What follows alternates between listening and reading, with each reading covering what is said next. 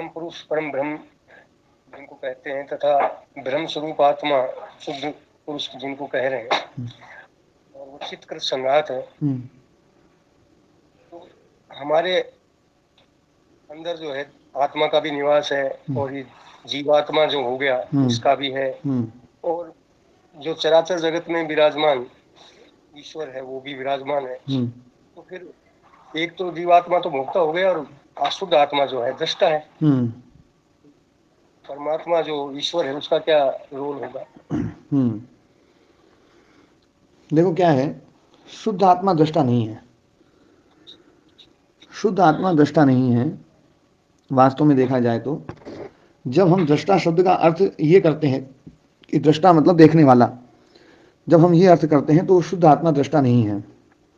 और दृष्टा शब्द का अर्थ जब हम ये करते हैं कि ज्ञान स्वरूप, ज्ञान मात्र, दृष्टि मात्र, तब वो शुद्ध आत्म तत्व के लिए दृष्टा शब्द का प्रयोग होता है। हम जब शब्दों का प्रयोग करते हैं तो हमें ये भी देखना होगा कि इस शब्द का प्रयोग किस प्रकार से किया जा रहा है। तो है ना, जो है जो प्रत्यय होते हैं, प्रत्यय जो है किस अर्थ में हो रहा है ये बात बड़े ध्यान से समझने की है।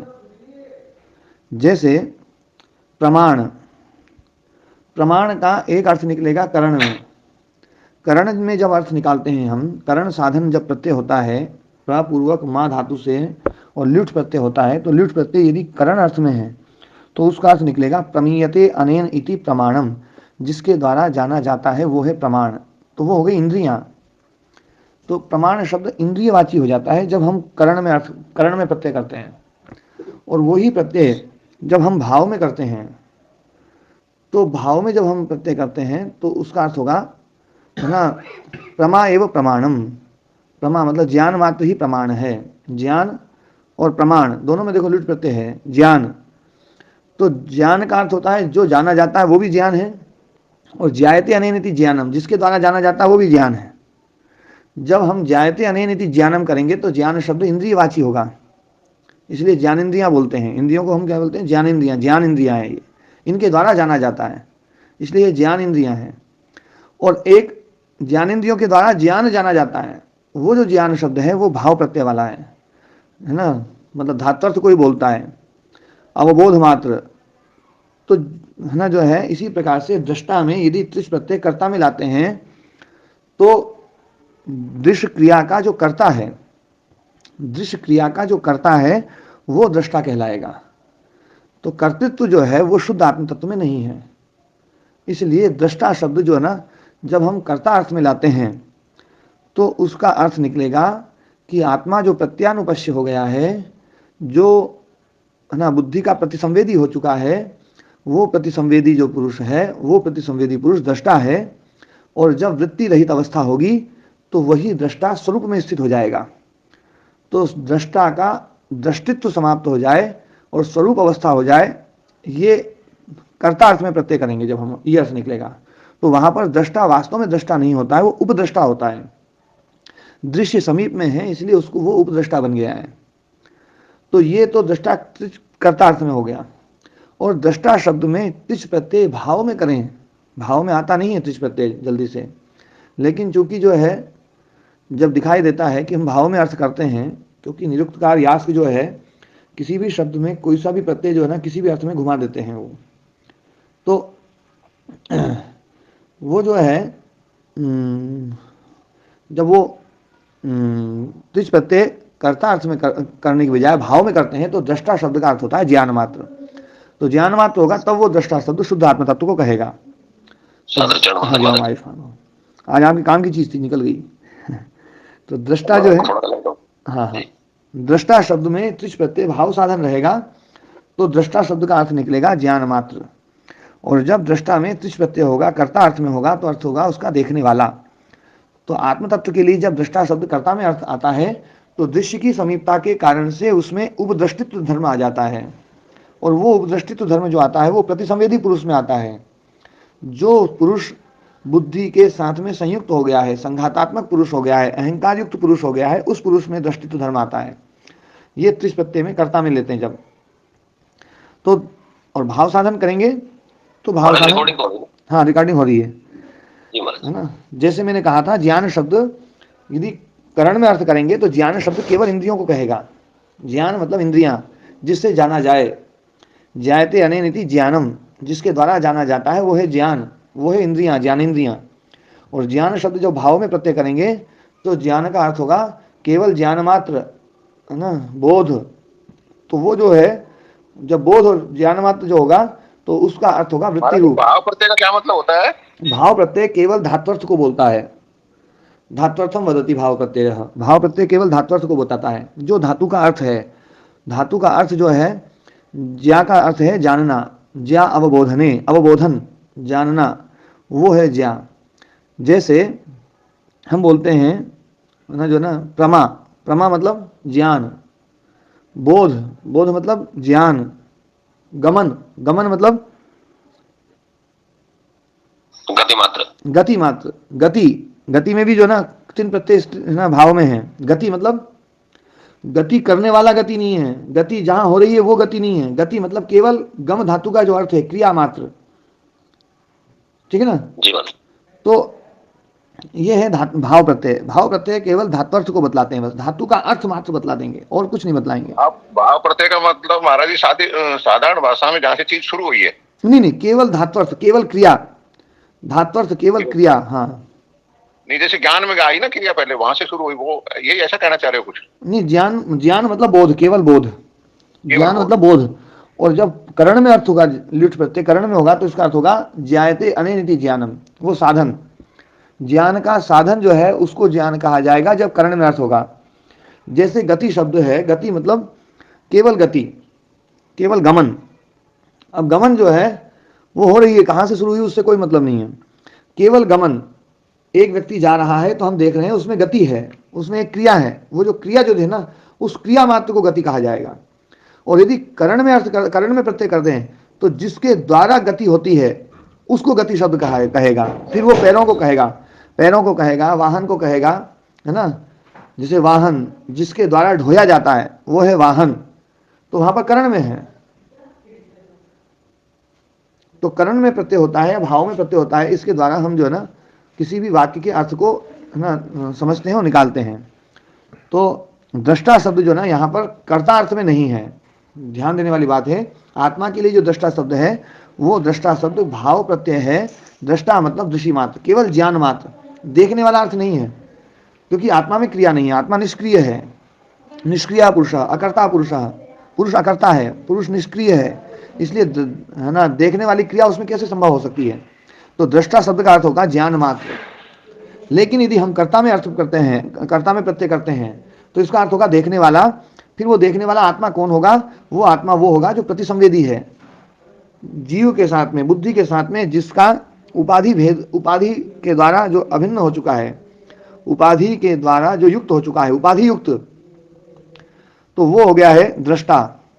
तो वो दृष्टा जो है देखने वाला हो गया है, कर्ता नहीं था फिर भी कर्ता बन गया है। और वो जो कर्ता बन गया है वो कर्ता कब बनता है? जब वृत्ति रूप होता है। आत्मा जब वृत्ति सारूप्य होता है तब कर्ता बनता है। आत्मा जब वृत्ति सारूप्य है तब भोक्ता भी बनता है। तो आत्मा जब वृत्ति सारूप्य है तभी वो दृष्टा है।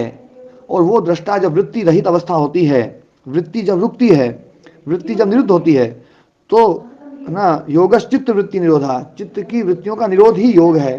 और तब तदा द्रष्टु स्वरूप अवस्थानम, तो वो जो दृष्टा था, जो देखने वाला था, जो कर्तार्थ वाला था वृत्ति अवस्था में, अब वृत्ति रुक गई है तो दृष्टा अपने स्वरूप में स्थित हो जाएगा। तो फिर दृष्टा का दृष्टित्व समाप्त हो जाएगा, दृष्टा का दृष्टित्व समाप्त हो जाएगा और वो केवल जो है ज्ञान मात्र रह जाएगा, स्वरूप मात्र रह जाएगा। ये व्याख्या भी बड़ी तर्क संगत व्याख्या है, अच्छी व्याख्या है। तो महाराज ये तो एक ही चीज सिद्ध हो गई, सिर्फ ऐसे तो ये अविद्या है ना, यही सबको नचा रही है, यही आत्मा को दाबती जा रही है, बस इसको मारना है। हाँ, वो आत्मा को तो नहीं दाब सकती है, हाँ प्रतिबिंब को दबाती है। दाब नहीं सकती, पर जो संसार है ना वो अविद्या के कारण ही चल रहा है ना, तो दाब तो नहीं सकती, पर वो बस अविद्या को ही हटाना है, ये एक ही चीज आ रही है। हाँ, तो वो प्रतिबिंब को गड़बड़ करती है। जो प्रतिसंवेदी पुरुष है उसको ही सब कुछ, जो कुछ भी होगा वो प्रतिबिंबित को ही हो सकता है। शुद्ध पुरुष को तो कोई कुछ नहीं कर सकता है ना। महाराज जी प्रतिबिंब रूप जो पुरुष है वास्तव में चित्त ही है। हाँ, चित्त ही है, चित्त में रिफ्लेक्शन है। जहाँ चित्त में ही मतलब कल जो होता है चर्चा कि चल वो रही क्या आत्मा के समान है। थी, कल जो चर्चा चल रही थी तत्वमसि, श्वेत केतु, प्रज्ञानम ब्रह्म, अयम आत्मा ब्रह्म, है ना। तो ये जो जी ये महावाक्य हैं, महावाक्य हैं, और ध्यान देने वाली बात है, इनको महावाक्य क्यों कहा जाता है, ये भी बड़ा अच्छा उन्होंने बताया है उसमें ना, उस वीडियो में। महावाक्य इसलिए हैं क्योंकि ये सबसे बड़े वाक्य हैं, इसलिए महावाक्य नहीं है। राम कुमार जी, जी सुने हमारा अहम ब्रह्मास्मि या तत्वमसि या अयम आत्मा ब्रह्म, है ना, ये जो वाक्य हैं, प्रज्ञानम ब्रह्म, ये चार वाक्य महावाक्य माने जाते हैं उपनिषदों में। चार अलग अलग शाखाओं के जो आरण्यक या उपनिषद हैं, उन आरण्यक और उपनिषदों के कारण से इनको अलग अलग वाक्य माना जाता है। ये जो है प्रज्ञानम ब्रह्म, ये ऐत्रेय उपनिषद का है। प्रज्ञानम ब्रह्म ये ऐत्रेय उपनिषद, क्योंकि ऐत्रेय उपनिषद ऋग्वेदी उपनिषद है। और जो है अहम ब्रह्मास्मि, ये बृहदारण्यक उपनिषद है, बृहदारण्यक यजुर्वेद शाखा वालों का उपनिषद है। और सामवेद को मानने वाले लोगों के लिए छांदोग्य उपनिषद है, उसका है तत्वमसि, तत्वमसि। और अथर्ववेद वालों का जो उपनिषद है वो मांडुक्य उपनिषद है, और उसका वाक्य है अयम आत्मा ब्रह्म, है ना, अयम आत्मा ब्रह्म, ये आत्मा ही ब्रह्म है। तो ये जो है ना, ये महावाक्य हैं। ये महावाक्य क्यों है, ये समझने की बात है। ये महावाक्य इसलिए हैं, ये वाक्य महान है इसलिए ऐसा नहीं, ये महान विषय के बारे में बता रहे हैं इसलिए महावाक्य हैं। इनका जो विषय है वो महान है, और वो जो महान है ना, वो किसी अपेक्षा से महान नहीं है, सापेक्षिक नहीं है। ये किसी अपेक्षा की दृष्टि से, इसकी दृष्टि से, इसकी दृष्टि से, इसकी दृष्टि से, वो तो महान है। सभी जो महत्तर हैं, जितने भी महत्तर हैं, उन सबसे महान, मतलब वो महान है, सर्व महान, सर्व महान। अपेक्षा की दृष्टि से नहीं, वो महान ही है, वो हर क्षण महान रहता है, किसी भी क्षण में वो अमहत नहीं होता है, वो अमहान ही है। तो वो आत्म तत्व के लिए महान शब्द कहा जाता है, क्योंकि जो है बाकी जितने भी महत हैं, महान है, वो सब महान जो है वो, है ना, बड़े कालखंड में जो है महान अमहान हो जाते हैं। आज हमारे प्रधानमंत्री जी महान हैं, लेकिन एक कालखंड में वो महान नहीं थे, और एक कालखंड में महान नहीं रहेंगे। और जिसको हम महत बोलते हैं, वो महत भी इंद्रिय रूप में हो गया तो अमहान हो गया। महान तो वो तब होता है जब वो, है ना, जो है केवल अहम अहम रहे, मैं ही हूँ बस और कुछ नहीं, तो महान है। मान लीजिए मैं हूँ, अब मैं हूँ से मैं शरीर हूँ, मैं इंद्रिय हूँ, मैं इंद्रिया हूँ, मैं गणेशानंद हूँ, मैं विद्यार्थी हूँ, मैं सन्यासी हूँ, मैं पुलिस वाला हूँ, मैं सीए हूँ। आज मतलब जो ना, हम किसी ना किसी में विशेषित कर देते हैं कि मैं शरीर हूँ, तो शरीर से अलग कितनी सारी चीजें जो मैं नहीं हूँ, क्योंकि मैं शरीर हो गया। तो मैं ये कहना चाहता हूँ कि मैं शरीर हूँ और शरीर से भिन्न चीजें, अब मैं नहीं रहा, तो मैं छोटा हो गया, तो महत अमहत हो जाता है, अमहत हो गया, परिचिन्न है ना, हाँ, परिच्छिन्न हो गया। लेकिन वो जो आत्म तत्व है वो हमेशा महान रहता है। वो, उसके महान के ऊपर कोई काल का असर नहीं होता है, किसी वस्तु का असर नहीं होता है, किसी स्थान का असर नहीं होता है। त्रिविध परिच्छेद राहित्यम अनंतत्वम, पहले भी बोला था मैंने, त्रिविध परिच्छेद राहित्यम, तीन प्रकार से वो, तीनों चीजों से वो परिच्छिन्न नहीं है, अपरिच्छिन्न है। न उसको काल परिच्छिन्न कर सकता है, काल उसकी सीमा नहीं बना सकता कि इस काल से पहले नहीं था और इस काल के बाद नहीं रहेगा, काल के द्वारा सीमित नहीं किया गया। उसी प्रकार से स्थान के द्वारा सीमित नहीं किया गया कि इतने स्थान में रहेगा, इतने स्थान में नहीं रहेगा। और न ही वो किसी वस्तु के द्वारा सीमित किया गया कि बोतल में पानी आ गया तो बोतल ने पानी को सीमित कर दिया, पानी घड़े में चला गया तो घड़े ने सीमित कर दिया। कोई भी वस्तु के द्वारा वो सीमित नहीं किया जा सकता है। जैसे घड़ा जो ना, घट पट नहीं है, घट पट नहीं है, और पट घट नहीं है ना। हाँ, आत्म तत्व के लिए ऐसा कुछ नहीं कहा जा सकता। वो तो सब, वो तो ये जो कहा था ना, ये कहा जाता है यस्तु सर्वाणि भूतानि आत्मना एव अनुपश्यति सर्वभूतेषु चात्मानं ततो न विचिकित्सति यस्मिन् सर्वाणि भूतानि आत्मैवाद भूत विजानतः तत्र को मोह कः शोकः एकत्वम अनुपश्यतः, जो इसको एक ही देख लेता है, सब कुछ आत्म तत्व को देख लेता है। तो आत्म तत्व का तो जो है ना, वेदांत की परिभाषा के हिसाब से देखा जाए तो वो महत्तम से भी महान है, इसलिए आत्मा को महान कहा जाता है। और उस महान के लिए जो कहा गया है, इसलिए वो महावाक्य है। महावाक्य भूमा वाले प्रसंग में जो कहा है, जो वही भूमा तत्सुखम, हाँ, नाल पे सुखम, यदल्पम तन्मर्त्यम, जो अल्प है वो मर्त्य है, जो घूमा है। ईश्वर के लिए महान शब्द नहीं आएगा? ईश्वर के लिए भी आ जाएगा, महान शब्द तो किसी के लिए भी आ सकता है ना। लेकिन महान शब्द जो, जब उपनिषदों में महान शब्द का वो आता है वो आत्मा के लिए है, तो फिर वो आत्म तत्व के लिए आता है। ठीक है महाराज। हाँ, जो चतुर्थ रूप है ना, जो हमारे लिए, हाँ, जो चतुर्थ रूप, राम कुमार जी, जो आप हो, तत्वमसी, जो तुम हो वही हो। महाराज जी सबसे ऊपर आप में बैठना चाहिए। हाँ, तत्व को मोह कहा शोका, फिर वहां क्या मोह रहेगा, क्या शोक रहेगा। एकत्वम अनुपश्यता, जो एक को देख ले, उस एक तत्व को जो जान ले, फिर कोई मोह नहीं। क्योंकि मोह तो तब होता है जब अलग अलग करते हैं, जब छूटने का ना भय रहता है, और किसी को छोड़ना होता है। मोह में पकड़ा कम जाता है, छोड़ा ज्यादा जाता है।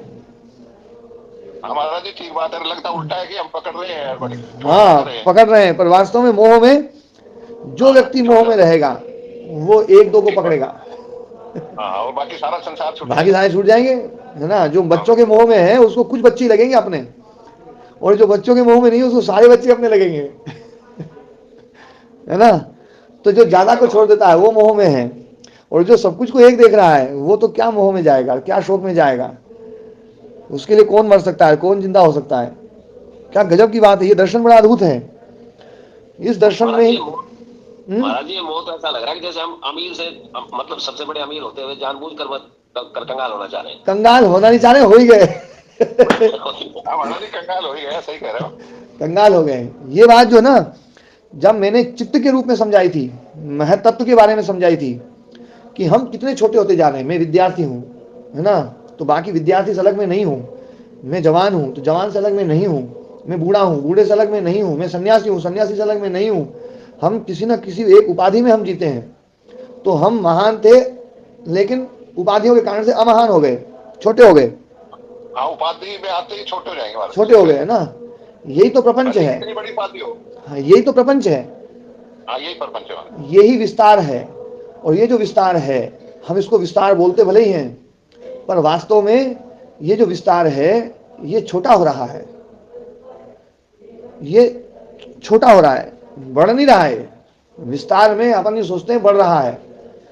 जैसे पंच जो है, पंच में शक्ति का विस्तार हुआ।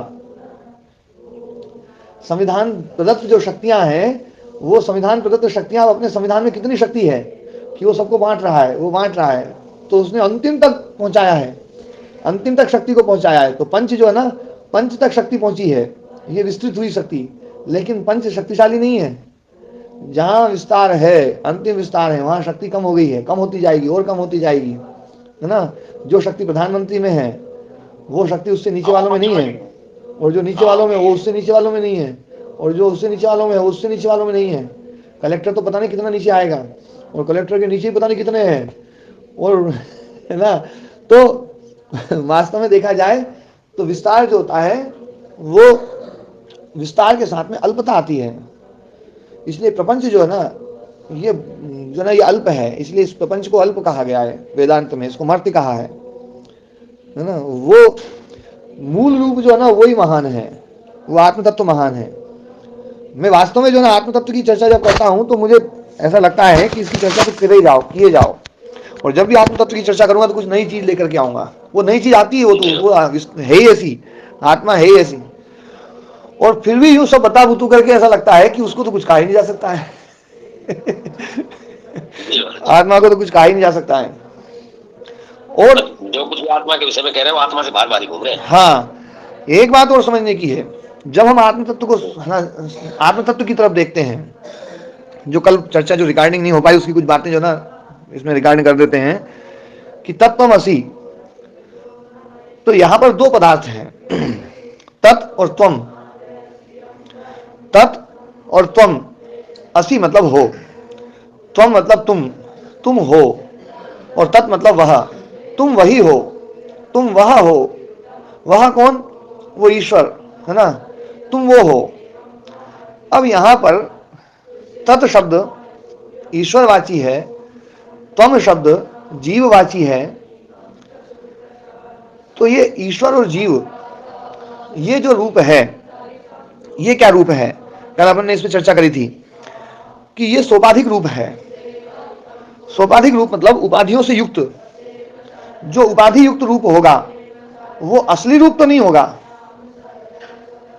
लेकिन जब उपाधि में कुछ छूटेगा, लेकिन उपाधि में जो है ना, लगता ऐसा है कि बिल्कुल वो का वही है। देखो, उपाधि और विशेषण मैंने पहले बताए थे। विशेषण वो होता है, किसी भी वस्तु का कोई विशेषण होता है तो विशेषण जो है वो उसका वाच्य होता है। विशेषण है ना जो है वाचक होता है, विशेषण का वो पदार्थ वाच्य होता है। समझने की बात है। जैसे काला सांप उदाहरण लेते हैं, काला सांप। अब काला शब्द जो है वो सांप का विशेषण है। विशेषण क्या होता है? भेद कराने वाला। विशेषण भेदक होता है। विशेषण जो होता है वो भेद करा देता है। एक पदार्थ से दूसरे पदार्थ को अलग कराने के लिए हम विशेषण शब्द का प्रयोग करते हैं। नीचे जो है, मान लीजिए 19 विद्यार्थी बैठे हुए हैं। अब 19 विद्यार्थियों में से किसी एक विद्यार्थी को बुलाना है तो मैं कोई ऐसा विशेषण बताऊंगा जो विशेषता बाकी उन 18 विद्यार्थियों में ना हो।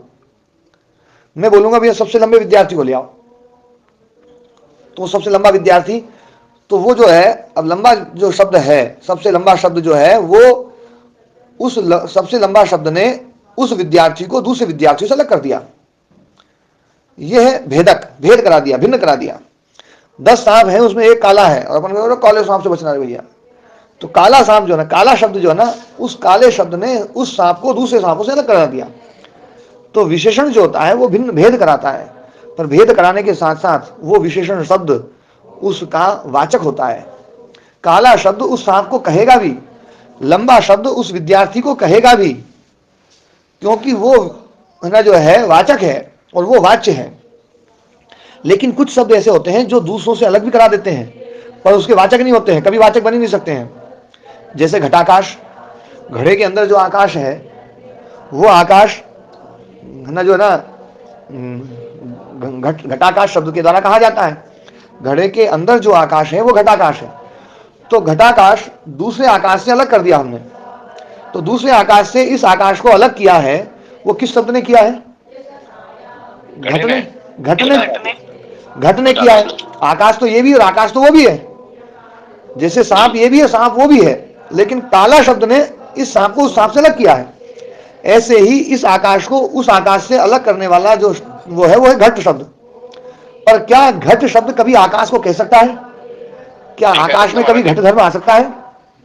नहीं, कभी संभव नहीं है। आकाश बिल्कुल अलग है, घट बिल्कुल अलग है, लेकिन फिर भी घट शब्द ने उस आकाश को दूसरे से भिन्न करा दिया।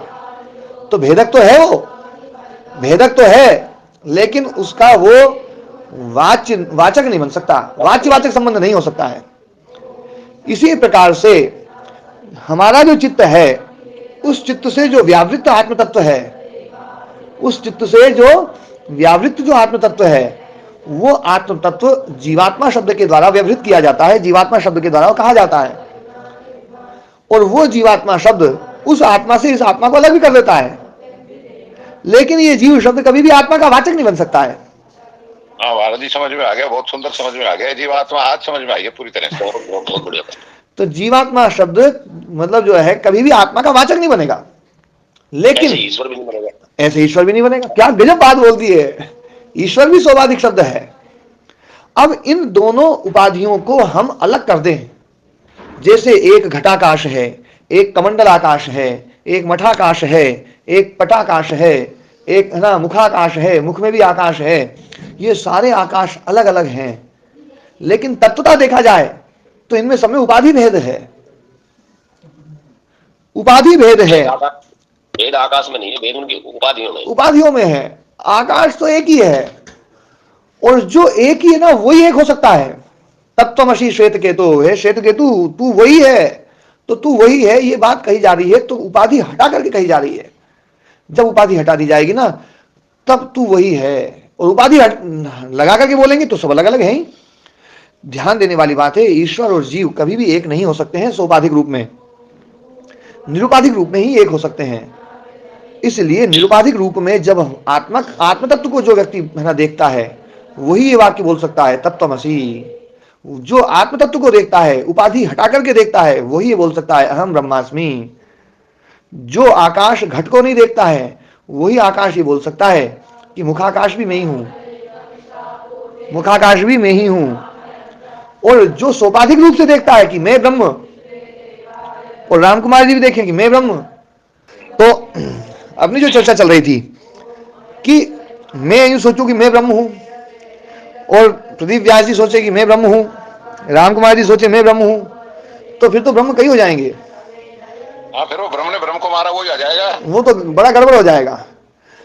हम ब्रह्मास्मि शब्द का जो है ना वास्तविक अर्थ जो है वो ये है कि जो निरुपाधिक रूप से जो है ना, जो निरुपाधिक रूप से उपाधियां हट जाएं तो भी अहम ब्रह्मास्मि शब्द निकलेगा। और वो अहम ब्रह्मास्मि जो अहम शब्द है वो मैं का अर्थ नहीं है, वास्तव में अहम शब्द सर्वम ब्रह्म, सर्वम खलविदम ब्रह्म जो महावाक्य है, सर्वम खलविदम ब्रह्म, सब कुछ ब्रह्म ही है।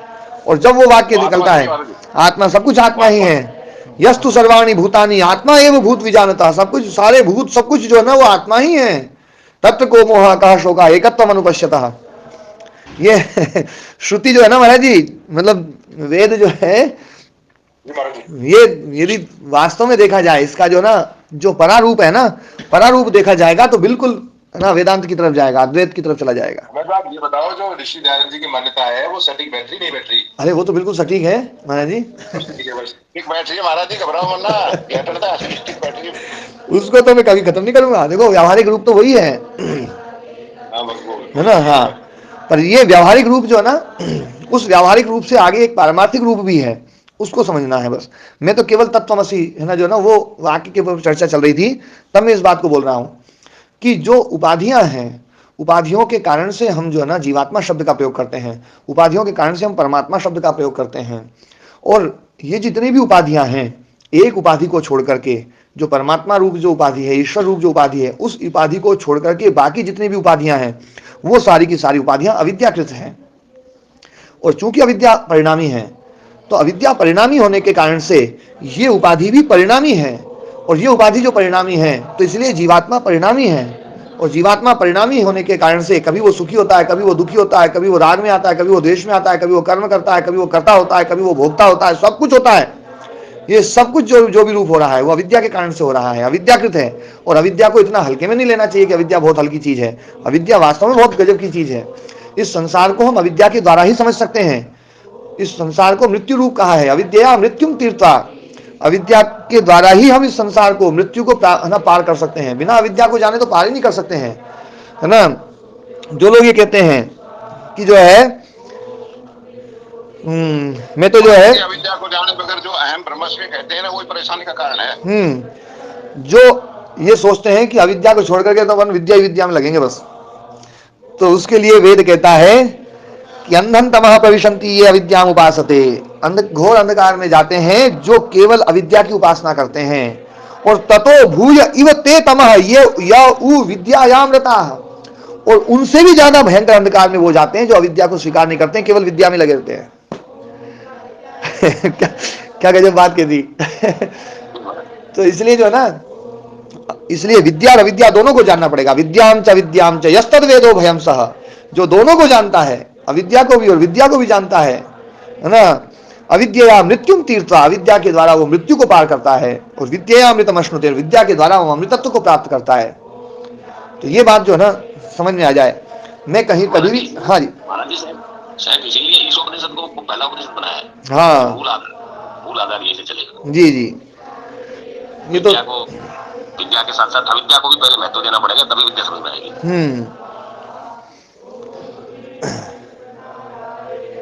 ये जो 5-6 मंत्र है महाराज जी, ये तो हाँ जी ओम सभी उपनिषद को एक बार आप पढ़ाते हैं तो बहुत अच्छा रहेगा, समझ आ जाएगा अच्छे से। हाँ, ईशावास्य उपनिषद जो ना कभी पढ़ना चाहिए, चलो देखेंगे कभी उसको। छोटा ज्यादा समय भी नहीं लगेगा। अभी तो मेरे को भी पूरा समझ में नहीं आया वो, पर ना जो है आपको समझ में ना आया हो ना, ऐसा तो नहीं हो। देखो जो मैं बोल रहा हूँ सही बोल रहा हूँ, पर बाकी मैं कुछ मंत्र जो है ना आप लोगों को बताता हूँ। ये अब देखो आज जो ना, यस्तु सर्वाणि भूतानि आत्मनैव अनुपश्यति सर्वभूतेषु चात्मानं ततो न विचिकित्सति, ततो न विचिकित्सति, यस्मिन् सर्वाणि भूतानि आत्मा एव भूत अभिजानतः, है ना। तत्व कहा है इसमें महाराज जी आप तो थोड़ी भूल कर रहे हैं। हाँ, आत्मा अभूत में जानते हैं। आत्मा एवाभूत, अएव अभूत, मैं अभूत ही बोल रहा हूँ। अभूत अभूत हाँ अभूत अभूत सब। हाँ, मैं अभूत ही बोल रहा हूँ। यदि भूत निकल गया तो भूत तो जो है ना बनेगा, भूत तो जो है ना मांग जब शब्द प्रयोग होगा, मांग शब्द का प्रयोग होगा तभी बनेगा भूत, जी महाराज है ना। माँ जी भवान महाराज भूत, माँ भवान भूत जो है ना तभी बनेगा भूत, नहीं तो अभूत शब्द ही रहेगा। ये लुंग लकार का जी रूप है भू धातु का। अभूत अभूताम अभुवन, अभू अभूतम अभूत, अभुवम अभुवा अभूमा, ये लुंग लकार का रूप है भू धातु का। जी महाराज। जी जी। तो यस्मिन् सर्वाणि भूतानि आत्मा एवा भूत विजानतः, है ना। तत्र कह मोह कह शोक एकत्वम अनुपश्यतः। जी। तो जो है, जो व्यक्ति अहम ब्रह्मास्मि या बोलता है या तत्त्वमसि तुम वही हो, तो तुम का मतलब तुम नहीं हो, है ना। सर्वम तदेव अस्ति, सब कुछ वही है, ऐसा अर्थ निकलेगा। फिर जब व्यक्ति उपाधि भिन्न हो जाता है, उपाधि को छोड़ देता है, उपाधि रहित हो जाता है, जब वो उपाधियों को छोड़ करके उस आत्म तत्व को देखता है, तब वो ये बात कह सकता है कि सब कुछ वही है, सर्वम खलविदम ब्रह्म, तब ये बात बोलेगा। और वो व्यक्ति जब अहम शब्द का प्रयोग करता है तो अहम नहीं प्रयोग कर रहा है, वो सर्वम का ही प्रयोग कर रहा है ना। तब वो ये कह सकता है माँ में हमारी विडंबना तो ये है ना वो महाराज जी, हाँ हमारी विडंबना ये हो रही है समाज में, हम अलग अलग पूज भी रहे हैं, वो भी कह रहे हैं, फिर वो है बात ना। बैठ नहीं रही। हाँ, तो वो जो ना, जो अर्जुन को कहा जाता है ना कि माँ में वो शरणम गच्छ, मेरी शरण में आ जा, तो मेरी शरण में ना जा ऐसा नहीं है, आत्मा की शरण में आ जाए। हाँ, उस सर्वम की शरण में पहुंच जा जो सर्व है। यदि वहां पर माम शब्द का अर्थ केवल मैं ले लें, जैसे हम ब्रह्मास्मि में मैं ब्रह्म हूँ, और सीए साहब कहनी मैं ब्रह्म हूँ, और है ना कुशल जी कहनी मैं ब्रह्म हूँ, तो वो ब्रह्म, हाँ, वो तो फिर तो लड़ाई झगड़ा हो जाएगा। हाँ महाराज जी बहुत हमारे विद्वानों ने, हमारे समाज के समाज सुधारकों ने बहुत सारी भाषा में बातों को कहा महाराज जी। कबीर जी का दोहा आपने तो जरूर सुना होगा कि जब मैं था तब तू नहीं, अब तू है मैं ना है, प्रेम गलियति साकरी जामे द्वे न समाये। हाँ क्या गजब बात है ना। तो ना गीता को जब है ना इस मैं तत्व को जब समझ लेना तो गीता भी समझ में आएगी। और है ना, हाँ, उसके बिना तो बात ही बात नहीं करती। जी जी।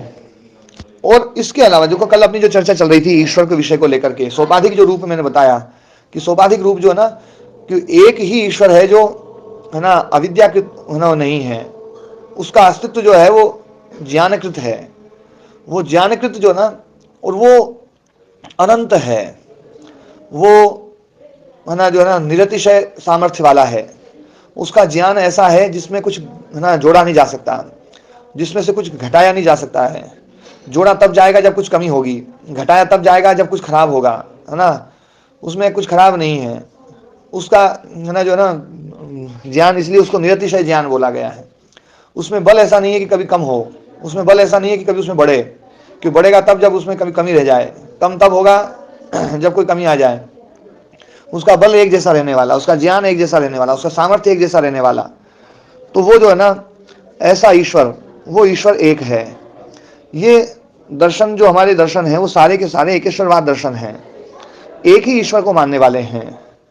और हमारे समाज में जो देवताओं की कल्पना शुरू हुई और देवताओं को लेकर के जब चर्चा हुई, तो ये भगवान कृष्ण ने भी गीता में कहा ना कि अंतिम काल में जो देवों का स्मरण करता है वो देव हो जाता है, लेकिन जो मुझको स्मरण करता है वो तो मेरे ही पद को प्राप्त होता है। मेरे पद को मतलब जो मुझे स्मरण करता है, मतलब मुझे आत्म तत्व को देखता है या है ना, तो वो उस आत्म तत्व को ही पा लेता है। तो वहां पर जो है ना इसको आत्म तत्व को पा क्या लेता है महाराज जी? आत्म तत्व तो है ही, हाँ आत्म तत्व ही है। फिर उसके सारे जो सारी उपाधियां सब खत्म हो जाती हैं। हाँ, बाकी सारी उपाधियां खत्म हो जाती हैं। हाँ, उपाधि खत्म करनी है। हम तो है ही ना, अपन तो है ना जो है राम कुमार जी, अपन तो वही है ही। हाँ ही महाराज जी, उपाधि खत्म हो जाए तो अभी तो पोता ही ना छूट रहे महाराज जी, महाराज हाँ, तो इस ईश्वर से तो आत्मा श्रेष्ठ है ना स्वामी? जिन अपन ईश्वर की बात कर रहे हैं उनसे तो आत्मा श्रेष्ठ है। हाँ, आत्म तत्व जो है ना निरुपाधिक है और ईश्वर सोपाधिक है। वो सर्वश्रेष्ठ है आत्मा। आत्मा तो जो ना उसकी तुलना किसी से नहीं की जा सकती है। बिना बिना किसी की तुलना के आप उसको श्रेष्ठ बताइए। तो स्वामी जी वो मदानी जी वक्तव्य दे रहे हैं आजकल, हाँ, इस्लाम धर्म के संबंध में। कौन? वो ये कह रहे हैं कि जो राम कृष्ण शैव शक्ति और गणपति के उपासक हैं वो भटके हुए हैं। हम तो अपने घर में ही हैं, हम तो एक अल्लाह को मानते हैं, वही उसी को आप ओम कहते हैं। ओम और अल्लाह एक ही बात।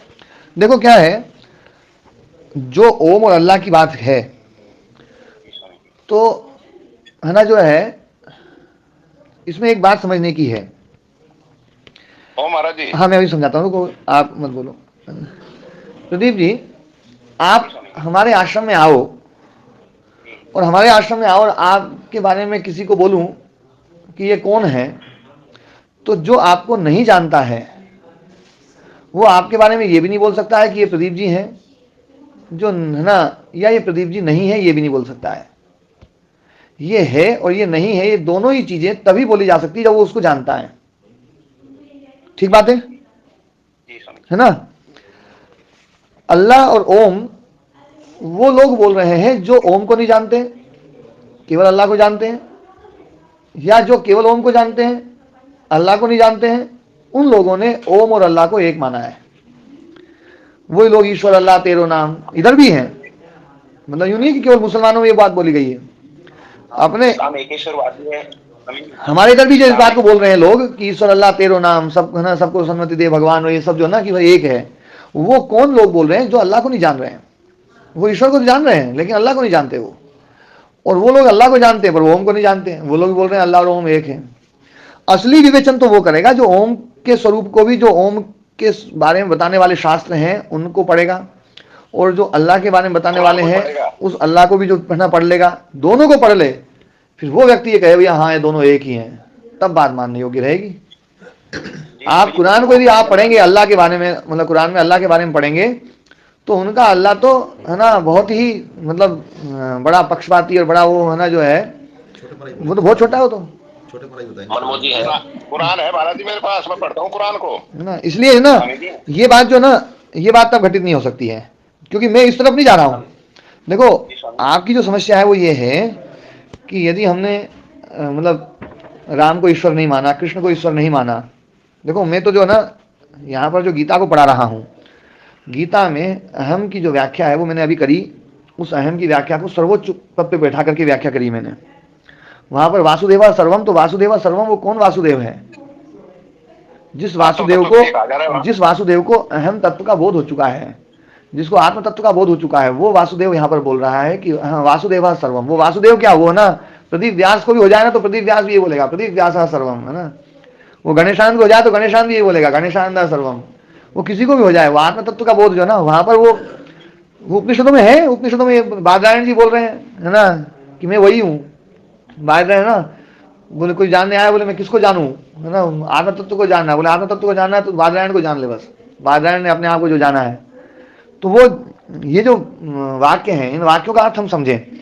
और आपने देखो तुलसीदास जी की रामायण पढ़ी होगी, तो तुलसीदास जी की रामायण में दो राम का वर्णन है। एक राम जो दशरथ जी का बेटा है, एक राम जो घटघट में लेखा है। वहां पर भी एक राम को वो ये बता रहे हैं, क्योंकि मर्यादा पुरुषोत्तम भगवान श्री रामचंद्र, है ना, राम बनकर के कम जिए हैं, वो आत्म तत्व बनकर के ज्यादा जिए हैं। आत्म तत्व बनकर के जो जिए हैं, वो जो आत्म तत्व वाला जो रूप है, उसके लिए राम शब्द का प्रयोग होता है। वो जो राम है, जो अविनाशी है, जो अजर है, अमर है, नित्य है, पवित्र है, शुद्ध है, बुद्ध है, वो है ना, उस राम की भी व्याख्या है या नहीं है रामचरितमानस में? स्वामी जी, ये वो आत्मतत्व की दृष्टि से मेरा सर स्वामी जी मैं प्रश्न समझा नहीं पाया। स्वामी जी जी स्वामी जी मैं प्रश्न समझा नहीं पाया। मैं ये कह रहा फिर से समझाइए जी। एकेश्वरवाद और बहुदेववाद, जो इस्लाम है वो केवल एकेश्वरवादी है। उनके ईश्वर में क्या गुण है अवगुण है वो तो मेरा अध्ययन नहीं है स्वामी जी, लेकिन वो एकेश्वरवादी हैं, जिसको राजा राममोहन राय ने स्वीकार किया था। और हमारे हिंदू में एकेश्वरवाद भी है और बहुदेववाद भी है। तो एकेश्वरवादी जो हैं वो ये मानते हैं कि जो बहुदेववादी हैं वो भ्रमित हैं, वो भटके हुए हैं।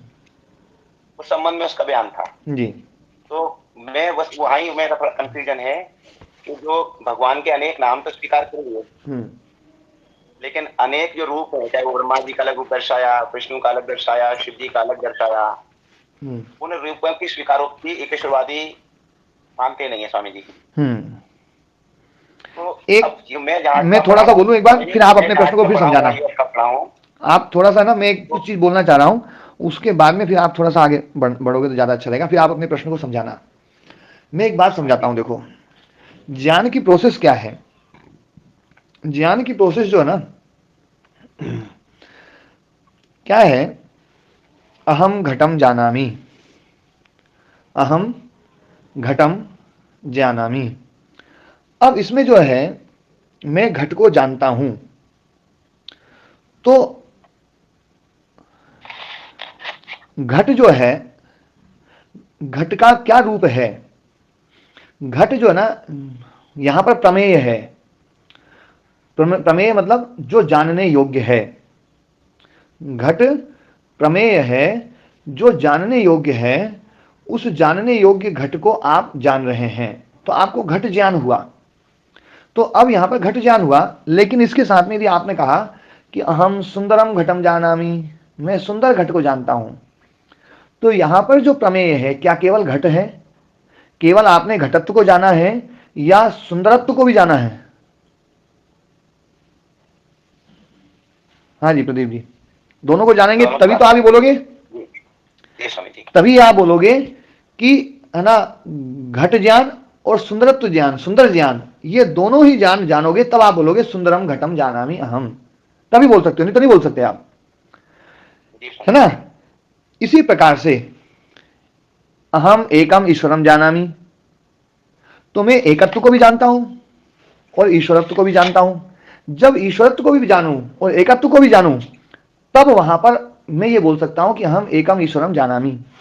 लेकिन कई बार क्या होता है, केवल एकत्व को जानने से ईश्वरत्व के जानने का भ्रम पैदा कर लेता है व्यक्ति, और वो ये सोचता है कि जहां जहां एक ईश्वरवाद है, जहां जहां एक की बात है कि भाई हमारा ईश्वर एक है, हमारा अल्लाह एक है, हमारा गॉड एक है, अरे ये भी अपने जैसे हैं, अरे ये भी अपने जैसे हैं, ये भी अपने जैसे हैं। यहां समानता केवल एकत्व की है, ईश्वरत्व की समानता, अल्लाहत्व की समानता, गॉडत्व की समानता, ओंकारत्व की समानता नहीं है, एकत्व की समानता है।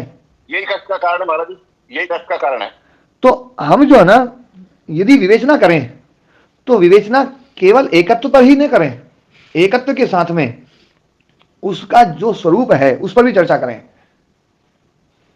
जैसे किसी के पास में एक घड़ा है, किसी के पास एक झोपड़ी है, किसी के पास में एक महल है, किसी के पास में एक राज्य है, क्या सब एक जैसे हो गए? क्योंकि सबके पास एक एक तो है ही, एकता में तो सब एक ही है, अलग हो गए महाराज जी, तो सारे अलग हो गए, एकता में तो सब एक है। लेकिन किसी के पास में एक झोपड़ी है और किसी के पास में एक महल है, महाराज जी वो सो गए इसी में, है ना। तो झोपड़ी वाला भी कह रहा भैया मैं तो एक वाला हूं, है ना। महल वाला कह रहा यार मैं तो एक वाला हूं। और जिसने महल को जाना नहीं है, बस केवल उसने सुना भैया उसके पास एक महल है। किसी बालक को महल का पता ना हो और किसी बालक को झोपड़ी का पता ना हो। झोपड़ी का महल में रहने वाले बालक को यदि झोपड़ी का पता ना हो और उसको पास में किसी बालक को लाया जाए, भैया एक झोपड़ी इसके पास में है, बोले झोपड़ी क्या होती, बोले रहने वाला मकान, तो वो यही सोचता होगा उसके पास भी अपने जैसा महल है, वैसी महल उसके पास होगा, क्योंकि झोपड़ी को जानता ही नहीं वो। तो वो सोचता है यार, वो क्या उठेगा जी मैंने, बोले ये भी अपने जैसा ही है, बोले पिताजी महल दो बनाओ, इससे थोड़ा सा अलग बनो क्योंकि एक तो इसके पास है और वो थोड़ा सा यूं कहते हैं भैया अपने पास तो दो झोपड़ी है। तो वो जो एक महल वाला जो बालक है ना, वो परेशान हो जाएगा, बोले यार इसके पास तो दो हो गए।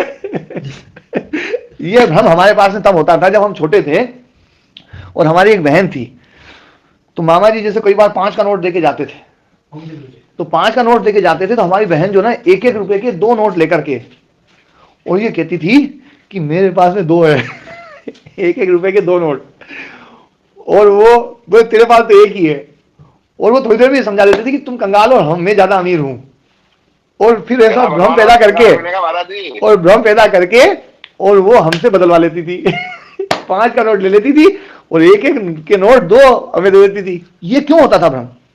क्योंकि मैं नोट को नहीं जानता था, पर नोट की गिनती को जरूर जानता था कि नोट मेरे पास में 1 है और बहन के पास में 2 है वो 2 नोट हैं। हम केवल इस एक को जान करके ये सोच रहे हैं कि वास्तव में, है ना, उसके पास में भी 1 और अपने पास में भी 1, तो अपन बराबर हो गए। उसके पास में 2, अपने पास में 1, तो वो अपने से बड़ा हो गया। कहीं पर 2 संख्या बड़प्पन के लिए है, कहीं पर 2 संख्या, है ना, अबड़प्पन के लिए है, न्यूनता के लिए है। जैसे ईश्वरवाद में जो लोग ये कहते हैं कि तुम्हारे पास तो ईश्वर घड़े ही है ना, तो वो न्यूनता के लिए आता है। जैसे कोई पत्नी कहे भैया मेरे तो 10 खसम है, तो 10 कसम है, तो इसका मतलब उसकी जो है ना विशेषता नहीं है संख्या की दृष्टि से। विचार आ गया उसका। हाँ, विचार आ गया, मतलब जो है ना, बिल्कुल महाराज जी। तो संख्या बढ़ी तो गुण बढ़ेगा ऐसा नहीं है, हर जगह गुण बढ़ता भी, कई बार गुण घटता भी है। तो यहां पर ईश्वर विषय को लेकर के ये जो चीजें हैं कि हम ईश्वरत्व को भी समझे, एक बात लेकर के, क्योंकि जो पढ़ने वाले लोग हैं, जैसे इतिहास पढ़ाने वाले लोग हैं, तो वो बताते हैं भैया ये दर्शन ऐसा है, ये ऐसा है, ये सभ्यता ऐसी रही, सभ्यता में ऐसा मानते रहे, सभ्यता में ऐसा मानते रहे। वो लोग केवल है ना उस भैया वो एक देवता को मानते थे, वो बहु देवता को मानते थे, तो चर्चा केवल इस पे होती है एक देवता बहु देवता। उन देवताओं का स्वरूप क्या था, उस देवत्व के स्वरूप को यदि हम समझेंगे तो वास्तव में हम फिर सही प्रकार से तुलना और विवेचना कर पाएंगे। विवेचना का मतलब है पृथक पृथक तुलना करना। तो है ना, जो है, जो भी एक को मानने वाले हैं, चाहे वो ईसाई हो, चाहे वो है ना यहूदी हो, और चाहे वो इस्लाम हो, और चाहे वो और कोई हो, हमें ये भी देखना पड़ेगा कि वो एकत्व के साथ में जो मान रहे हैं उसका स्वरूप क्या है। हमारा जो ईश्वर का स्वरूप है, मानना सबसे जरूरी चीज आएगी महाराज जी। हाँ, हमारा जो ईश्वर का स्वरूप है, सबसे जरूरी चीज आएगी। हमारा जो ईश्वर का स्वरूप है, जैसे मैंने कहा ना, अहम सुंदरम पुरुषम जानामि, तो सुंदरम पुरुषम जानामि, तो यहां पर प्रमेय दो हैं, एक सौंदर्य और एक पुरुषेय, मतलब पुरुषत्व और सुंदरत्व, ये दोनों ही प्रमेय हैं। दोनों ही प्रमेय को मैंने जब जाना है तब ये वाक्य बनेगा कि मैं सुंदर पुरुष को जानता हूं। ठीक बात है प्रदीप जी? अब इसमें आप आगे बढ़े। हाँ, अब इसमें आगे बढ़े, इस चीज को ध्यान में रखते हुए आप आगे बढ़ेंगे ना, तो शायद आपके प्रश्न का समाधान स्वयं भी हो सकता है, और नहीं होगा तो फिर अपन चर्चा करेंगे। जी स्वामी जी, मैं स्वामी जी ये कह रहा था स्वामी जी कि अभी मैंने चार्ट बनाया था कल बैठ के जी, तो आत्मा एक सर्वोच्च तत्व हो गया स्वामी जी जी, और उसके बाद दो संघातों का मैंने किया, एक सामान्य संघात, एक विशिष्ट संघात। सामान्य संघात में आपने कहा अनेक चित्त हैं, तो ये अनेक संघात हो गए स्वामी जी। अनेक नहीं, इसको अनंत कहो, अनंत हो गए ना स्वामी। हाँ, अनंत हो गए। हाँ। और जो विशिष्ट संघात है उसके विषय में आपने कहा कि ये केवल एक ही विशिष्ट चित्त है जी, दूसरा कोई चित्त नहीं है। अब आपने कहा कि इसके जो इसको ईश्वर कहा या पुरुष विशेष कहा, इसके अलग अलग नाम लोगों ने रख दिए, लेकिन वो एक ही है जी। लोगों ने नाम के साथ रूप भी अलग अलग दर्शा दिए, जैसे ब्रह्मा, विष्णु, महेश, इंद्र, अग्नि, वरुण, सबके अलग अलग रूप दर्शा दिए। तो ये जो रूप है ना स्वामी जी, तो अनेक नाम तो हमने स्वीकार कर लिए, जो अनेक रूप हैं ये हमारे बुद्धि यानी मैन मेड है या है ये? हाँ, ये जो ना, ये क्या है, ये जो रूप है, ये रूप हमारे काल्पनिक हैं, हमारे द्वारा निर्मित है, ऐसा ये हमारे द्वारा निर्मित है। और क्या हुआ है, एक बात थोड़ी सी और समझने की है। एक होते हैं देवता। देवता बहुत हो सकते हैं, देवता कितने भी हो सकते हैं। देवता जो बहुत हैं, देवता का मतलब है जो हमें देते हैं, जिनके द्वारा हमारे जीवन का अस्तित्व चलता है, वो है देवता, है ना। दिव धातु बहुत बड़े अर्थ में आती है। दिवु, क्रीड़ा, विजिगीषा, व्यवहार, द्युति, स्तुति, मोद, मद, स्वप्न, कांति, गति, ये इतने अर्थ हैं दिव धातु के। इतने अर्थ जो ना उणादि को, मतलब धातु पाठ में किसी किसी धातु के ही हैं बस। जैसे यज्ञ में 3 अर्थ हैं, यज्ञ, देव पूजा, संगतिकरण, दानेशु। देव पूजा, संगतिकरण और दान। लेकिन दिवु का जो है ना, जो अर्थ है वो सबसे ज्यादा है, लगभग सबसे ज्यादा जो अर्थ वाली धातुएं हैं उनमें दिव धातु है, और उससे देव शब्द बना है। तो देव बहुत सारे हो सकते हैं, पर स्वामी जी ब्रह्मा, विष्णु, अभी उस पर भी आता हूं मैं ना। हाँ, तो ये जो ना देवता हैं, ये जो मतलब नहीं, अभी मैं उसी भी आऊंगा। जो देवता हैं कई सारे हो सकते हैं, जिनसे हमारे जीवन का अस्तित्व, हमारे जीवन में मतलब ना एक बड़ा विशेष होता है, तो हम उनको देवता मानते हैं। और वो देवता मर भी जाते हैं तो भी उनकी प्रेरणा से, उनके जीवन से हम बहुत कुछ सीखते हैं, इसलिए हम उनको मरने के बाद में भी देवत्व वाला जो पद है उसमें से उनको उतारते नहीं है। लेकिन समस्या कहाँ खड़ी हो जाती है? समस्या तब खड़ी हो जाती है कि वो देवता का जो नाम है, वो नाम ईश्वर के लिए भी प्रयुक्त होता है। तो वो जो नाम ईश्वर के लिए प्रयुक्त होता है, एक बड़े कालखंड के बाद में वो दोनों नाम आपस में जुड़ जाते हैं, और वो आपस में जुड़ करके और फिर हम जो है ना उस देवता को ईश्वर के स्थान पर बिठा देते हैं। और जो ईश्वर के स्थान पर बिठा देते हैं तो उसमें क्या होता है, कोई दिक्कत नहीं है, पर ईश्वर गौण कर देते हैं, फिर ये दिक्कत खड़ी हो जाती है। ईश्वर को फिर ना, या तो हम अपने देवता को इतना बलवान बनाए कि ईश्वर जितना बड़ा बनाए, या फिर हम जो है ना ईश्वर को इतना छोटा बनाए कि अपने देवता के लेवल में आ जाए, है ना। और कई बार बड़ा बनाने के लिए, देवता को बड़ा बनाने के लिए दो तरीके हैं। देखो एक बात समझने की, बहुत मनोवैज्ञानिक बात बता रहा हूं, और मैं ये निश्चित मानता हूं कि इस कक्षा में बैठे हुए बहुत सारे लोग इस मनोवैज्ञानिक बात से कुछ लोग विचलित भी हो सकते हैं, और वो विचलित वही होंगे जो आग्रह में बंधे हुए होंगे। पर मैं ये चाहता हूं कि आग्रह तोड़ करके इस बात पर विचार करना। हम जो है कई बार अपने देवता को बड़ा बनाने के लिए या तो ईश्वर को छोटा करते हैं या अपने देवता को बड़ा बनाते हैं। एक तीसरा तरीका है, वो तीसरा तरीका यह है कि हम अपने देवता को जिससे लड़वाते हैं या जिससे वो लड़े, उस असुर को भी हम बहुत ताकतवर बना देते हैं। जब उसको ताकतवर बनाते हैं और बोले उस ताकतवर को इसने मार दिया, तो ये उससे बड़ा हो गया। तो ये भी एक तरीका है देवता को बड़ा बनाने का। और इस देवता को बड़ा बनाने के लिए जब हम असुर को बड़ा बनाते हैं, तो फिर हमें, है ना, 30 कोस की मूछ बनाने में, कुंभकर्ण की 30 कोस की मूछ बनाई जा सकती है, स्वाभाविक रूप है, कोई बहुत बड़ी बात नहीं है ना। फिर उसको कई कोस का बनाया जा सकता है ना। जिस आदमी की 30 कोस की मूछ है, तो वो आदमी कितने कोस का होगा? और वो आदमी जो इतने इतने मतलब जो ना इतना बड़ा आदमी होगा तो खड़ा होता होगा, तो जो धरती का जो वायुमंडल है, उस वायुमंडल में जहां पर ऑक्सीजन लेवल है, उस ऑक्सीजन लेवल से ऊपर पहुंच जाता होगा। और वो सोता होगा तो उसके पैर श्रीलंका में होते होंगे, और वो उसका सिर जो है ना वो बिल्कुल हिमालय पे आकर के हिमालय को तकिया बनाता होगा सीधा।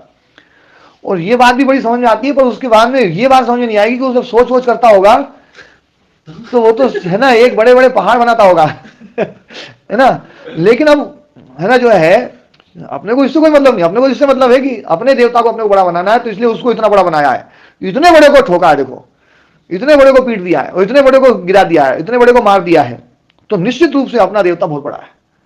ये आप इसमें ना कहीं पर भी, ये यही नहीं, मैं केवल अपने यहाँ की बात नहीं कह रहा हूं, आप दुनिया के किसी भी धर्म संप्रदाय में, किसी भी मजहब में चले जाइए, हर जगह पर इस शैली का उपयोग किया गया है। ये एक शैली है, और इस शैली में अलंकार ज्यादा है, इस शैली में कल्पनाएं ज्यादा हैं। उन कल्पनाओं को ध्यान में रखते हुए यदि हम इसमें से सत्य का, है ना, सत्य को ग्रहण करना चाहें तो सत्य को ग्रहण किया जा सकता है। बाकी मैं किसी की मान्यताओं पर कुठाराघात करने के लिए बातें नहीं बोल रहा हूं, मैं तो केवल एक मनोविज्ञान समझा रहा हूं कि मनोविज्ञान जो है ना, देवता को बड़ा बनाने के 2-3 तरीके हो गए। एक तो अपने देवता को बड़ा बनाया जाए ईश्वर जैसा, या ईश्वर को थोड़ा छोटा बनाया जाए, या फिर उसने जिससे युद्ध किया है उसको खूब बड़ा बना दिया जाए, तो भी हमारे देवता का प्रकर्ष संभव हो सकता है ना जी। हाँ, 1 मिनट प्रदीप व्यास जी का लेंगे प्रश्न जी। जी ब्रह्मा विष्णु महेश देवता है मानते स्वामी जी। तो ये सामान्य चित्त से युक्त है या विशिष्ट चित्त से युक्त है? नहीं, देखो इनका जो ये जो सामान्य चित्त है, इस सामान्य चित्त में अति विशेष बनने का सामर्थ्य है, पर परम विशेष बनने का सामर्थ्य नहीं है जी स्वामी जी, है ना। परम विशेष कभी नहीं हो सकता, पर ये अति विशेष होने का सामर्थ्य तो है जी स्वामी जी। हाँ, यानी सामान्य चित्त ही हुआ ना स्वामी जी? हाँ सामान्य चित्त है, पर सामान्य चित्त होते हुए भी, सामान्य चित्त होते हुए भी हमारे चित्त में सामर्थ्य बहुत है।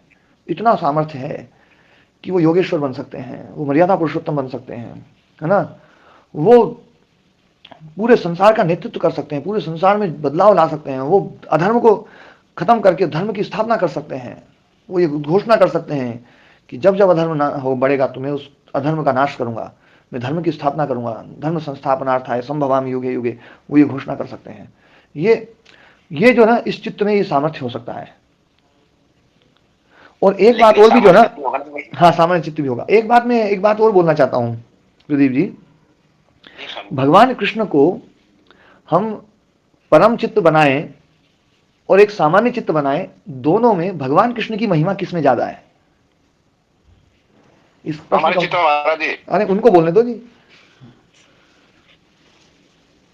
स्वामी जी मैं तो समझने की कोशिश कर रहा हूँ।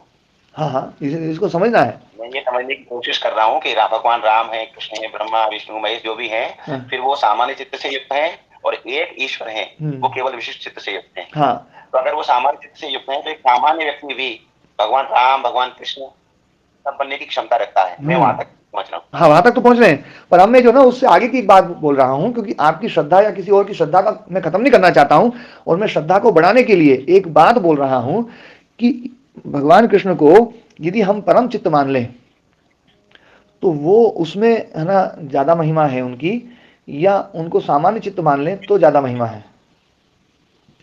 सामान्य चित्त में कहाँ महिमा बनती है स्वामी जी? अच्छा एक बात बताओ, उसको परम चित्त मान लें, परम शक्तिशाली, तो गीता का ज्ञान देना कोई बहुत बड़ी बात थोड़ी है फिर ऐसे भगवान के लिए, वो तो भगवान है। धर्म का है ना स्थापना कोई बहुत बड़ी बात है, उनके तो संकल्प मात्र से चीजें होती हैं। तो कौन सा बड़ा भारी काम कर दिया उन्होंने? देखो हाथी ने 2 कुंटल वजन उठा लिया, तो कौन सा बड़ा भारी काम कर दिया? सामान्य उठा नहीं सकता एक उंगली से स्वामी जी। नहीं, वो तो हाथी तो सामान्य गोवर्धन रख नहीं सकता। वो तो एक जो गोवर्धन उठाया ना एक उंगली से, वो तो एक उंगली से तो मतलब एक गैलेक्सी को उठाए तो भी छोटा है। मैं तो ये मानता हूँ जरा सा गोवर्धन उठाया क्या मतलब। हाँ मैं सामान्य बात कर रहा हूँ कि एक सामान्य व्यक्ति, जैसा एक सामान्य व्यक्ति जो काम नहीं कर सकता दूसरी ओर वो काम हो रहा है, तो उसको सामान्य नहीं मान सकते। हाँ, ये विशेषता तब बनेगी। देखो भगवान कृष्ण की विशेषता तब बनेगी जब वो सामान्य है, और सामान्य होते हुए उन्होंने अपने इंद्रियों का संयम रखते हुए अपने भीतर उस सामर्थ्य को विकसित किया, और उस सामर्थ्य को विकसित करते हुए उस समय के देश की पूरी मतलब जो अव्यवस्था थी उस अव्यवस्था को उखाड़ करके फेंक दिया। और कितने दुष्ट लोग थे, कितने चालाक लोग थे, इतने दुष्ट और चालाक लोगों को भी भगवान कृष्ण ने अपनी महती प्रतिभा के द्वारा उन सबको परास्त कर दिया। और कम सेना होते हुए भी धर्म को जिताना, और ऐसे योद्धा को है ना जो ना लड़ाना जिस योद्धा को मतलब सामने देख करके जो मतलब जिसके भीतर मोह जागृत हो गया, और मोह जागृत हो गया, और वो योद्धा जो ना पसीना पसीना हो गया कि मेरे शरीर में तो कंपकपी हो रही है, मेरे शरीर में तो जो ना मैं तो खड़ा नहीं रह पा रहा हूं, जो खड़ा रहने की जिसकी शक्ति खत्म हो गई, उस व्यक्ति को अपने बिल्कुल जो सबसे प्रियजन थे, जो अपने आत्मीय जन थे, उनके विरुद्ध खड़ा कर देना कि ये अधर्मी है, ये पापी है, इनको मारना तेरा धर्म है। एक सामान्य व्यक्ति के लिए एक ऐसे अर्जुन को समझाना जो इतना समझदार था, मूर्ख को समझाना इतना कठिन नहीं होता है, जो समझाया था और उसको समझा रहे हैं भगवान कृष्ण, और कितनी मेहनत कर रहे हैं। 18 अध्याय कोई छोटे मोटा ग्रंथ नहीं है। 18 अध्याय मतलब इतनी है ना, भगवान होते तो बस एक बार संकल्प करते और अर्जुन तीर उठाता और चल बोले भगवान ले चलो, किस किस को ठोकना अभी ठोकता हूं, है ना। तो फिर तो कोई बात ही नहीं थी। भगवान है तो फिर तो उनकी जो महिमा है वो तो महिमा सब खत्म। महिमा तो तब हो रही है जब वो एक सामान्य होते हुए उन्होंने इतना बड़ा इतना विशेष काम किया। भगवान राम इतना सामान्य होते हुए देखो, एक मतलब इतना कोई अहंकार नहीं किसी प्रकार का, एक भरत के प्रति उनका इतना अपनत्व है, और बोले भरत राजा बनेगा, ओहो क्या प्रसन्नता हुई। और कोई भी जरा सा शोक नहीं, थोड़ा भी शोक नहीं, वन में चल दिए हैं और अपने कर्तव्य का पालन किया है, उन मर्यादाओं को जी करके दिखाया है जिन मर्यादाओं को जीना एक मतलब सामान्य व्यक्ति के वश में नहीं है। उन मर्यादाओं को स्थापित किया, और कैसी मर्यादाएं स्थापित की कि मतलब आज लाखों साल हो गए लेकिन फिर भी जो ना उन मर्यादाओं को लोग जो ना याद करके अपने जीवन को सुधारते हैं। तो कितना बड़ा दिव्य जो ना वो है जीवन रहा। तो ये जो चीजें है ना, इनको जब हम सामान्य चित्त मानते हैं तब ये महिमा बढ़ेगी, और यदि हम उसको परम चित्त मान लें फिर तो कोई महिमा नहीं। फिर तो यार जो ना मतलब इतने 3 दिन समुद्र के ऊपर बैठे रहे, और रावण को युद्ध में इतने दिन बाद हराया, और इतनी बड़ी सेना लेकर के हराना पड़ा, और ना संजीवनी बूटी के लिए जो ना उसके लिए परेशान हो गए, हनुमान जी को भेजा और सब कुछ किया। ये तो कुछ है ही नहीं, वो तो मतलब जरा सा वो तो संकल्प मात्र से काम होता होंगे। उसमें स्वामी जी क्या है कि जो उनके प्रति आस्थावान लोग हैं वो ये उनकी लीला मानते हैं कि वो स्त्री के लिए रो रहे हैं। पति ने यही तो कहा कि ये ब्रह्म कैसा है जो स्त्री के लिए रो रहा है, एक खगमृग मधुकर श्रेणी तुम देखी सीता मृग नैनी, बोले रो रहे हैं क्या भगवान है। उसको जो आस्थावान लोग हैं वो लीला मानते हैं स्वामी जी। लेकिन आपकी बात मुझे समझ में आ रही स्वामी जी। मैं ये निवेदन कर रहा था स्वामी जी, फिर अपन फाइनली ये कहें कि जो विशिष्ट संघात है वो कभी भी साकार नहीं होता, और जितने साकार रूप है वो सामान्य चित्त के ही हैं। उनकी क्षमताएं अलग अलग हो सकती हैं, और हर चित्त अपने आप को उन्नत कर सकता है साधना के द्वारा, तपस्या के द्वारा, या प्रभु जैसे भी माने जी, है ना जी बिल्कुल सही है ये और ये जो हमारे प्राचीन शास्त्र हैं, एक थोड़ा सा आपको ना एक बात और भी समझनी पड़ेगी। जैसे मैंने कहा ना कि जैसे एक ईश्वर को मैं भी मानता हूँ, है ना, मेरे पास में भी एक झोपड़ी है ना, दूसरे के पास में एक महल है ना। मैं अभी एक उदाहरण दे रहा हूँ, मैं अभी एक उदाहरण मैं अभी दूसरे काम के लिए दे रहा हूँ उसको। जैसे एक झोपड़ी वाला, वो उदाहरण में पूरा नहीं दे पाया था। जैसे महल वाले को कहा जाए ना इसके पास एक झोपड़ी है, तो महल वाला पूछेगा बोले झोपड़ी का क्या, झोपड़ी मतलब क्या होती है, तो उसको क्या समझाएं, तो उसको बताएंगे जैसे अपन महल में रहते हैं ना ऐसे ही मकान, रहने का मकान होता है, झोपड़ी होती है। तो उसके मन में चाहे कितना ही समझा दो, लेकिन वो समझेगा भैया अपना जैसा मकान वैसे मकान उसका है। ऐसे ही झोपड़ी वालों को समझाओ कि भैया ये देखो इसके पास एक महल है, तो बच्चा पूछेगा बोले महल क्या होता है, तो उसके पिता ने समझाया बोले जैसे अपना मकान है ना रहने का वैसे उनका है। तो वो ये सोचता होगा यार इसके पास एक झोपड़ी है, बोलते हैं उसको महल है। अब एक बात अभी आगे मैं चर्चा कर रहा हूं। तो हम जो है ना, हम जो शब्द है ना, किसी भी चीज के लिए किसी शब्द का प्रयोग होता है तो उसके स्वरूप को न समझ करके हम जो है उन दोनों चीजों में समानताएं ले आते हैं। ये बात मैंने इसलिए बोली है क्योंकि हम शास्त्र शब्द का जो प्रयोग करते हैं, ये शास्त्र भी चाहे हम वेद हों, चाहे वो उपनिषद हों, चाहे वो श्रीमद् भगवद गीता हो, फिर चाहे वो पुराण हो, और चाहे वो रामायण हो, तुलसी कृत रामायण हो, या और कोई ग्रंथ हो, इन सब को जब हम एक कैटेगरी में रखते हैं तो हम इस सार को नहीं समझ पाएंगे। वास्तविकता यह है कि जो शास्त्र प्राचीन हैं, जिन शास्त्रों के ऊपर बहुत ज़्यादा गहन शोध हुआ है, और जो शास्त्र वास्तव में प्रामाणिक रूप से स्वीकार किए गए हैं, उन शास्त्रों को ही हम प्रामाणिक रूप से हम भी स्वीकार करें। उसमें वेद, श्रुति और उसमें स्मृति, उसमें वेद में उपनिषद भी आते हैं, श्रुति में वेद है ना उपनिषदें भी आती हैं। प्राचीन काल में जो श्रुतियों का जो वर्णन है उस श्रुति में है ना उपनिषदों को भी श्रुति में गिना जाता है। और उपनिषदों का सार भाग है गीता, इसलिए गीता भी इसलिए स्वीकृत है, बहुत मतलब पूजनीय जो मानी जाती है वो। बीच में एक बात मैं बोलूं। हाँ जी महाराज जी, उपनिषदों के ऊपर भी बड़ा भयंकर बवाल है कि उपनिषदें जो वास्तव में जो प्राचीन है उनके अतिरिक्त बहुत सी उपनिषदें बना दी गई हैं अपने अपने सिद्धांतों को स्थापित करने के लिए। हाँ, वहां भी गड़बड़ है। देखो क्या है, जो व्यक्ति शास्त्रों को पढ़ेगा तो धीरे धीरे उसको समझ में आ जाएगा कि ये जो चीज़ ना, ये लाइन बाकी शास्त्र से अलग लग रही है, ये अलग दिशा में जा रही है। वो व्यक्ति लाइन लाइन को भी बता देगा कि ये लाइन जो है ना ये प्रक्षिप्त की गई है, एक एक लाइन को बता सकता है वो। तो है ना जो ना उन प्रक्षेपों को हटा करके और हम शास्त्र को समझ सकते हैं। और इसमें प्राचीन जैसे ये जो व्यास भाष्य में जो पढ़ा रहा हूं ना प्रदीप जी, मैं योग दर्शन को मैं ना ऐसे ही पढ़ा सकता था, एक एक सूत्र की व्याख्या कर देता। मैं व्यास भाष्य को इसलिए पढ़ा रहा हूं ताकि आप लोगों के भीतर एक प्राचीन शास्त्रों की शैली क्या होती है, उनकी चिंतन शैली, और वो प्राचीन शास्त्र जो है उनके प्रति एक श्रद्धा और शास्त्र की प्रामाणिकता। क्योंकि हर व्यक्ति अलग अलग प्रकार से सोचता है, हम अलग अलग प्रकार से सोचते हैं। जैसे ही हमारे ज्ञान का स्तर बढ़ता है हमारे सोचने का तरीका बिल्कुल अलग और अलग हो जाता है।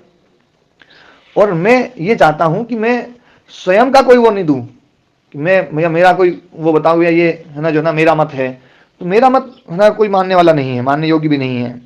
मैं तो वो मत बता रहा हूं जो मत शास्त्रीय मत है, जो प्राचीन मत है, अति प्राचीन मत है, कोई नए मत नहीं है, ये प्राचीन मत है। और ये जो प्राचीन मत हैं ये उस समय के किसी भी प्रकार के दुराग्रह, हट और उन सबसे रहित रहे हैं। और बहुत ही मतलब विशेष मेधा संपन्न ऋषियों के द्वारा जो मतलब जो जिन्होंने परम प्रत्यक्ष किया हुआ था, समाधिस्थ थे, ऐसे ऋषियों के द्वारा बनाए हुए ये शास्त्र हैं।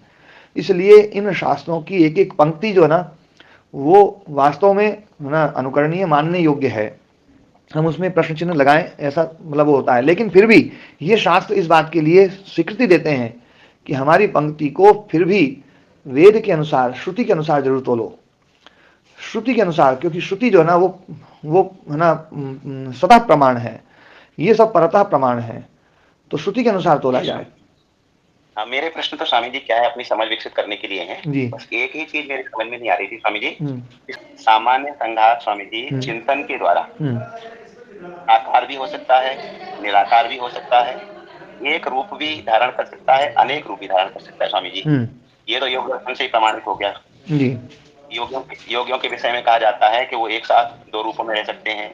अनिमान लघुमान ये अष्ट सिद्धियां हैं, उनमें बहुत छोटा रूप धारण कर सकते हैं, बहुत बड़ा धारण, पर वो एक समय में नहीं करेंगे। सामान्य संघात की सामर्थ्य जी एक समय में नहीं करेंगे वो। सामान्य मैं ये कह रहा था कि सामान्य संघात चिंतन के द्वारा आकार भी हो सकता है, निराकार भी हो सकता है, एक रूप भी धारण कर सकता है और नया रूप भी धारण कर सकता है। ये तो सामान्य संघात का चिंतन हो गया। अब विशिष्ट संघात चिंतन करने के बाद ऐसा नहीं कर सकता, ये थोड़ा समझ में नहीं आ रहा स्वामी जी। और दूसरा ब्रह्मा विष्णु महेश आदि ये सामान्य सूत्र युक्त हैं, ये थोड़ा समझने में मुझे समय लगेगा, चिंतन करूंगा इसमें जी। बस यही बात। हाँ और देखो क्या है इसमें, जो ब्रह्मा विष्णु महेश आदि और ये सब जो चीजें हैं है ना, इनमें जो है ना आप थोड़ा सा विचार करेंगे और पूर्वाग्रहों को एक तरफ रख करके फिर विचार करना। पहले तो आग्रह रहित होकर के ही विचार किया जाएगा तो बात बनेगी। फिर बाकी मैं ये नहीं कहता हूं कि आप अपने पूर्वाग्रहों को छोड़ दो, आप अपने पूर्वाग्रहों को है ना फिर पकड़ लेना, लेकिन एक बार विचार करते समय उनको एक तरफ हटा करके फिर विचार करना। विचार की शैली तो वही है कि हम अपना पक्ष हटा करके, जैसे कहते हैं ना, जैसे कोई नक्शा बनाते हैं तो नक्शा बनाया, फिर दूसरे ने कहा बोले भैया इसकी जगह देखो ये नक्शा बनाओ, तो हम है ना जब दूसरे नक्शे को समझते हैं तो अपन ये सोचते हैं कि ये है अपने वाला नक्शा है ए और दूसरा वाला नक्शा है बी। जब ए को समझते हैं तो ए के हिसाब से सब चीज देखते हैं, फिर जब बी के हिसाब से देखते हैं तो बी के हिसाब से ये नहीं देखते हैं अपन कि मतलब बी में ये नहीं देखते हैं कि भैया ए में तो पाकशाला इस कोने में थी, बी में इस कोने में है, तो अपन दोनों जगह पाकशाला देखें। वो ए की पाकशाला हटा देंगे अपन, अब बी के हिसाब से पाकशाला देखेंगे कि बी में पाकशाला अच्छा यहाँ है तो टंकी का पानी यहाँ से, टंकी यहाँ है, ठीक है, यहाँ सीढ़ी चढ़ेगी, यहाँ ऐसे इसकी लंबाई ऐसे होगी, अच्छा इसकी चौड़ाई ऐसे होगी, इधर से द्वार बनेगा, इधर यहाँ अतिथि कक्ष बनेगा, यहाँ वो सारा का सारा जो है उसमें हम ए का बिल्कुल नहीं घुसेंगे। हो सकता है ए की कुछ समानता उसमें बी में हो, जो समानता वो समानता हो जाएगी वो, पर वो बी का ही है, वो ए का नहीं है, वो बी का है। तो हम उस बी वाले पक्ष को अच्छे से समझ सकते हैं। फिर आप उसको बनाए, ए वाले बना लो, कोई बात नहीं है, पर समझने की कोशिश तो जरूर करें हम जी। मैं तो कभी कोई आग्रह रखता नहीं हूँ, मैं भी मान रखता हूँ कि जो समझ है वो उन्नत होती रहती है जी जी। अभी तक मेरी जितनी समझ है उसके हिसाब से मैं बात कर रहा हूँ जी। धीरे धीरे समझ उन्नत हो तो उस हिसाब से बात करूंगा। आग्रह जैसी चीज को मैं निकृष्टता मानता हूँ जी जी। बस हाँ ये नहीं, हाँ इतना ही निवेदन था। हाँ जी ओम प्रणाम। हाँ प्रणाम स्वामी जी। थोड़ा सा प्रदीप व्यास जी से मेरा निवेदन था। प्रदीप व्यास जी आपने सत्यार्थ प्रकाश पढ़ा है क्या? भाई जी मेरा अध्ययन तो बहुत कम है। हाँ तो मेरा ये अनुरोध था, देखिए क्या है अपने साथ जो अभी कोई समस्या नहीं है, आप अच्छे प्रश्न पूछ रहे हैं। इसमें यह है कि थोड़ी सी जो सीढ़ी होती है ना, जैसे अपन पौराणिक व्यवस्था में रहते हैं, मैं भी पौराणिक व्यवस्था से आया हूँ।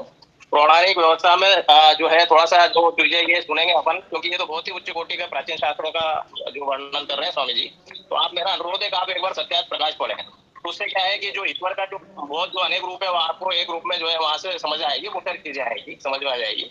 उसके बाद आप जो है शास्त्र थे उसका जो है मतलब उसकी समझ को विकसित करेंगे तो आप मेरे ख्याल से जो ईश्वर और किस्मत तो सारी चीजें वो थोड़ी सी समझने में जो वो आ रही है आपको वो दूर हो जाएगी, ऐसा मेरा मानना है। जी भाई जी धन्यवाद। हाँ ओम जी। गुरु जी है एक मिनट देवदत्त जी, एक मिनट दयाराम जी का बोल करके फिर आप बोलिएगा ना जी। अभी मैं बहुदेववाद के विषय में जो आदरणीय कबीर जी कह रहे थे उसके विषय में मैं कुछ कहना चाहूंगा। प्रसंग आता है शाकल और याज्ञवल्क्य का, इसमें शाकल उनसे पूछता है कि कितने देव हैं, तो कहते हैं 3306। फिर पूछते हैं कितने देव हैं, तो कहते हैं 33। फिर कहते हैं कितने देव हैं, तो कहते हैं 6। कहते हैं कितने देव हैं, तो कहते हैं 3। कहते हैं कि कितने देव हैं, तो कहते हैं 2। फिर कहते हैं कितने देव हैं, तो फिर कहते हैं 1.5 और फिर अंत में कहते हैं कि 1। तो उस ऐसे प्रसंगों को थोड़ा यदि वो देखेंगे समझ में आएगा। जी ओम गुरु जी। हाँ ओम जी। ये जो बात हो रही है इसमें है सनातन आध्यात्मिक जो अपना वाग्मय है, इसमें बड़े नामचीन भक्त हुए भक्ति मार्गी, जिन्होंने अपने द्वारा जिनको माने गए देवी देवता महापुरुष हैं उनकी उपासना आराधना की और पराकाष्ठा भी प्राप्त। जैसे एक आध उदाहरण दूंगा, मीराबाई साहब का और रामचरितमानस के रचिता और मैंने तो यहाँ तक भी सुना है परम पूज्य महर्षि स्वामी सरस्वती जी महाराज के या स्वामी विवेकानंद के जो गुरु जी थे वो काली के उपासक थे। ये क्या किस तरह से आप समझाएंगे? देखो क्या है, मैं है ना इन इतिहासों में मैं नहीं जाऊंगा और मैं ऐसा बिल्कुल भी नहीं मानता हूँ। एक बार पहले मैंने जो ना मूर्ति पूजा के को विषय को लेकर के जिस प्रकार से मूर्ति पूजा का खंडन करते हैं, आपको मूर्ति से भी बहुत कुछ मिल सकता है, ये मैंने स्थापित किया था कि मूर्ति से भी, मूर्ति की पूजा करके भी आपको बहुत कुछ मिल सकता है, क्योंकि वहाँ पर आपकी जो प्रार्थना है ना वो प्रार्थना देने वाली है। जैसे ईश्वर की प्रार्थना करने वाले व्यक्ति को ना जिस प्रकार से हम बोलते हैं कि भैया ईश्वर से की प्रार्थना करने वाले व्यक्ति को जो ना ये मिल रहा है वो मिल रहा है, तो ईश्वर तो कुछ देता नहीं है। ईश्वर तो ऐसा नहीं है कि प्रार्थना करने वाले को दे और बिना प्रार्थना करने वाले को ना दे। प्रार्थना हमारे भीतर पात्रता पैदा करती है, और वो जो पात्रता पैदा होती है तो पात्रता से हमें जो है ना फल मिलता है। पात्रत्वात् धनम आपनोति, धनात् धर्मम तथा सुखम। पात्रता मिलने पर जो ना जो है फल मिलता है। विद्या ददाति विनयम, विनयाद् याति पात्रताम, पात्रत्वात् धनम आपनोति, धनात् धर्मम तथा सुखम, है ना, इस प्रकार का श्लोक है। तो पात्रता जो है ना वो हमें फल देगी ही देगी। आप यदि मूर्ति के सामने बैठ करके प्रार्थना कर रहे हैं तो आप अपने आप को पात्र बनाने का प्रयास कर रहे हैं। आप ये देख रहे हैं कि मेरे में ये कमी है, मेरे में ये चीज़ नहीं है, और मेरे में ये चीज़ नहीं है और ये चीज़ मेरे में होनी चाहिए। उसके प्रति आपकी दृढ़ है ना जो ना अभिप्सा पैदा होती है, आपकी प्यास पैदा होती है, और वो जो प्यास है, जो मांग है, वो मांग आपको उस प्रकार का पात्र बनाती है। और जब वो आप उसके पात्र बनते हैं तो आप है ना जो ना वो चीज़ें मिलती हैं। और इसमें जो है ना, हाँ एक मिनट, जो थोड़ी सी मैं पूरी बात बोल दूं, तो इसमें मैं कभी इन चीज़ों का खंडन में इस रूप में नहीं करता हूँ। जो जिस मार्ग में है उस मार्ग में भी प्रार्थना करके वो पात्र बन रहा है और पात्र बन करके अपने जीवन को श्रेष्ठ बना रहा है, तो बहुत अच्छा है, वो गलत नहीं है किसी भी स्थिति में। इसलिए मैं इन चीज़ों का विरोधी नहीं हूँ। आप इन चीज़ों का प्रयोग करके अपने जीवन को पात्र बनाए, है ना। मैं कल भी महाराज जी से बोल रहा था कि देखो अलग अलग है ना प्रक्रियाएं हो गई, अलग अलग रास्ते हो गए हैं, कौन सा रास्ता श्रेष्ठ है? तो बोले जिस रास्ते में चल करके अपन अपने जीवन को सुधार सकते हैं वही रास्ता श्रेष्ठ है। कोई किसी भी रास्ते में चले, बस अपने जीवन को ना अहिंसा से मुक्त, अहिंसा में रखे, हिंसा मुक्त रखे, है ना, सत्य युक्त रखे, अस्तेय युक्त रखे, ब्रह्मचर्य संयम और है ना जो है ना परिग्रह युक्त रखे, वो दूसरों को परेशान ना करे, है ना, अपने जीवन को जितना सादा से सादा बना ले, पवित्र बना ले, जितना प्रसन्न कर ले, जितना शांत कर ले, जीवन में कोई अशांति ना रहे, वो सारे रास्ते जो है ना श्रेष्ठ हैं। उसमें किसी प्रकार का मतलब मैं ये जो मेरा ये मानना बिल्कुल भी नहीं है कि मैं उन रास्तों का खंडन करूं, मेरा खंडन करने का मामला नहीं है।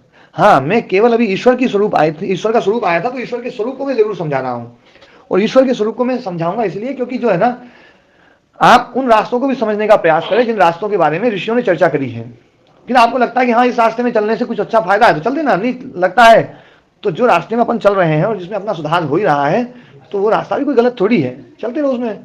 हाँ, इस जन्म में 1 जन्म 2 जन्म जब उसमें जरूरत पड़ेगी वो रास्ता भी आ जाएगा, है ना। वो तो यात्रा है ना, जो जिस रास्ते से जाए, है ना, वो सोचे भी मैं तो इस रास्ते को नहीं छोड़ूंगा, तो उसको छुड़ाओगे तो वो यात्रा छोड़ देगा। यात्रा जारी रखो आप लोग, ठीक है ना। राह पकड़कर एक चला चल, मिल जाएगी मधुशाला। किसी में श्रद्धा है किसी के प्रति भी, तो वो बात आप जो आ रही है कि मिल जाएगी। जी नमस्ते जी। जी माता जी, ये कांवड़ चढ़ाना, ये शिवरात्रि मनाना, इसके बारे में थोड़ा सा बता दो। अब आज तो समय हो गया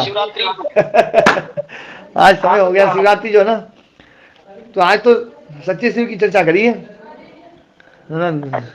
हाँ, शिव रूप तो जो है ना ईश्वर का जो शिव रूप है, कल्याणकारी रूप है।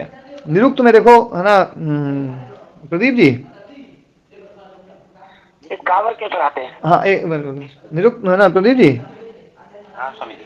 क्या है, निरुक्त शास्त्र में ईश्वर के विषय को लेकर के काफी चर्चा है। निरुक्त के बारे में थोड़ा सा मैं बताता हूँ। यास्काचार्य जो ऋषि हुए हैं, महर्षि यास्क जो, उन्होंने वैदिक शब्दकोश बनाया। वो वैदिक शब्दकोश जो है उसको निघंटु नाम दिया, और वो जो निघंटु है, ये वैदिक शब्दकोश है, उस वैदिक शब्दकोश की व्याख्या की है। वो जो व्याख्या है उसको निरुक्त नाम दिया गया है।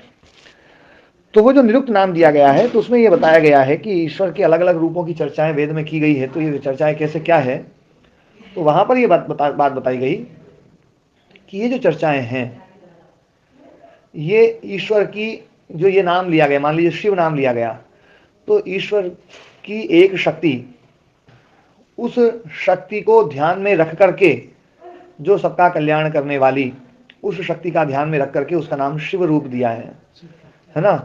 एक उसमें एक शक्ति है कि वो सब में व्याप्त है, इसलिए उसको विष्णु नाम दिया है। विष्णु मतलब जो विष्णु भी व्याप्त हो, जो सर्वत्र व्याप्त हो, जो सर्वत्र व्याप्त है, इसलिए उसका नाम विष्णु। तो जहां पर व्याप्ति परक अर्थ करना है व्याप्ति परक व्याख्या करनी है ईश्वर की, तो वहां पर ईश्वर का नाम विष्णु शब्द से कहा जाएगा। जहां पर यह बतलाना हो कि वो ईश्वर सब है ना, इस ब्रह्मांड को जो ना, जो इसमें उसकी उपस्थिति से सारे रत्न बन रहे हैं, उसकी उपस्थिति से सारे जो ना सब चीज हो रही है, तो उसको नाम दिया जाएगा हिरण्यगर्भ, है ना, वो सबसे बड़ा है, तब उसका नाम ब्रह्म दिया जाएगा। वो है ना जो है सब दुष्टों को रुलाने वाला है, उसकी व्यवस्था ऐसी है, तो इसलिए उसका नाम रुद्र दिया जाएगा। वो सबको देख रहा है ना, मतलब दो व्यक्ति बात कर रहे हैं और बात भी कर रहे हैं, समुद्र के भीतर घुस के बात कर रहे हैं, तो भी उसको तीसरा जान है ना, तीसरा बन करके और वो जानता है, तब उसका नाम वरुण दिया जाएगा, है ना। तो जो है ना जो है सबको जानने वाला अंतर्यामी, तो वो वरुण है। तो इस प्रकार से ईश्वर की एक एक शक्ति का जो है वर्णन करते हुए उसका एक एक नामकरण किया गया है। ये जो नामकरण है ये उसकी शक्ति के आधार पर है। जैसे आपके भीतर बहुत सारी शक्तियां हैं, आप एक है ना, आपके भीतर एक सामर्थ्य है कि आप एक स्त्री के पति हैं, तब आपको पति रूप में स्वीकार किया जाएगा, आपको पति के रूप में व्याख्या की जाएगी। जब आप एक बिटिया के पिता हैं तो उसमें जो है ना आपको पिता बना करके आपकी व्याख्या की जाएगी। जब आप किसी घर के स्वामी हैं तो आपको गृह स्वामी बना करके आपकी व्याख्या की जाएगी। आप एक योग्य भाई हैं तो आपको भ्राता बना करके आपकी व्याख्या की जाएगी। आप एक आज्ञाकारी पुत्र हैं तो आपको पुत्र बना करके आपकी व्याख्या की जाएगी, पर व्याख्या तो आपकी होगी। इसमें कितने ही शब्दों का भेद कर दें, आप नहीं बदलेंगे, आप तो एक ही रहेंगे। तो ये जो ना, हम यदि श्रुति का, वेदों की व्याख्याओं को यदि हम समझे, तो वेदों की व्याख्याओं का स्वरूप तो मतलब यास्काचार्य निरुक्त से समझना पड़ेगा हमें, ना जो है, जो निरुक्त को बनाने वाले, क्योंकि वेदों का व्याकरण निरुक्त है और वेदों का व्याकरण निरुक्त है, तो वेद को समझने के लिए बिना निरुक्त की शैली का सहारा लिए कोई समझ नहीं सकता है, कोई भी नहीं समझ सकता है। कर्म के अनुरूप नाम हो गई है, गुण कर्म के अनुरूप नाम, हाँ गुण कर्म के अनुरूप नाम हो गया। हाँ, तो उसके धर्म के आधार पर उसकी व्याख्या की गई है। सत्व रजतम के आधार पे भी ब्रह्मा विष्णु महेश कहते हैं स्वामी जी, ऐसे ही आपने बताया। सृजन पालन और संहार की दृष्टि से भी हो गया, सत्यम शिवम सुंदरम की दृष्टि से हो गया जी। समझ में आ गया स्वामी जी। जी। तो आज पाठ को ही विराम दें, 8 बजने वाले हैं। ओम।